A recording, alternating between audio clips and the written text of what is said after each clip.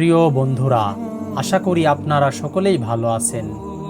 বন্ধুরা, আজ আমি আপনাদের জানাবো দোয়া কবুলের সেরা 10টি সময়, যে সময় দোয়া করলে নিশ্চিত আপনার দোয়া কবুল হবে ইনশাআল্লাহ। তাই মনোযোগ সহকারে ভিডিওটি একেবারে শেষ পর্যন্ত দেখতে থাকুন। আল্লাহ তাআলা মুমিন বান্দার দোয়া সব সময় কবুল করে থাকেন।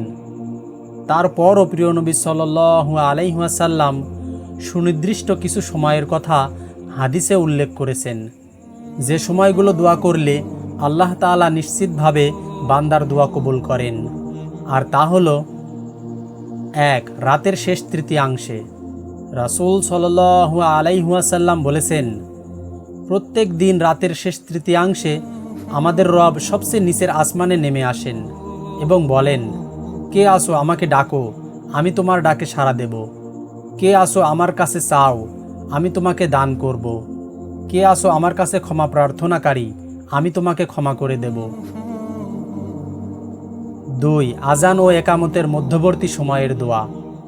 রাসূল সাল্লাল্লাহু আলাইহি ওয়াসাল্লাম বলেছেন, আজান ও একামতের মধ্যবর্তী সময়ের দোয়া ফিরিয়ে দেওয়া হয় না। 3. সেজদার সময়ের দোয়া। রাসূল সাল্লাল্লাহু আলাইহি ওয়াসাল্লাম বলেছেন, যে সময়টাতে বান্দা আল্লাহর সবচেয়ে কাছে চলে যায় তা হলো সেজদার সময়। সুতরাং তোমরা তখন আল্লাহর কাছে বেশি বেশি চাও। 4. ফরজ নামাজের পরের দোয়া। রাসূল সাল্লাল্লাহু আলাইহি ওয়াসাল্লাম বলেছেন, রাতের শেষ সময় এবং ফরজ নামাজের পরের দোয়া কবুল হয়। 5. কদরের রাতের দোয়া। রাসূল সাল্লাল্লাহু আলাইহি ওয়াসাল্লাম বলেছেন, যে ব্যক্তি ঈমানের সঙ্গে সওয়াব লাভের আশায় লাইলাতুল কদরের রাত জেগে দাঁড়িয়ে নামাজ আদায় করে, তার আগের তথা জীবনের সব গুনাহ মাফ করে দেওয়া হয়। 6. বৃষ্টি হওয়ার সময়ের দোয়া। রাসূল সাল্লাল্লাহু আলাইহি ওয়াসাল্লাম বলেছেন, 2 সময়ের দোয়া ফেরানো হয় না, আজানের সময়ের দোয়া আর বৃষ্টি বর্ষণের সময়ের দোয়া। 7. আরাফাতের দিনের দোয়া।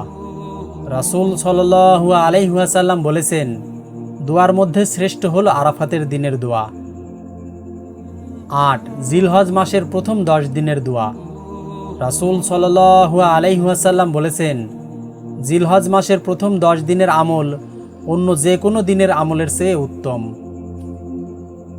9. রোজাদার ব্যক্তির ইফতারের সময়ের দোয়া। রাসূল সাল্লাল্লাহু আলাইহি ওয়াসাল্লাম বলেছেন, 3 ব্যক্তির দোয়া কখনো ফিরিয়ে দেওয়া হয় না, যখন রোজাদার ব্যক্তি ইফতার করে, ন্যায়পরায়ণ শাসক ও নির্যাতিত ব্যক্তির দোয়া। 10. জুমার দিনের দোয়া। রাসূল সাল্লাল্লাহু আলাইহি ওয়াসাল্লাম বলেছেন, জুমার দিনে এমন একটি সময় আছে যে সময়টা কোনো মুমিন নামাজ পড়া অবস্থায় পায় এবং আল্লাহর কাছে কোনো কিছু প্রার্থনা করে, আল্লাহ অবশ্যই সে চাহিদা পূরণ করেন এবং তিনি তার হাত দিয়ে ইশারা করে সে সময়ের সংক্ষিপ্ততার ইঙ্গিত করেন।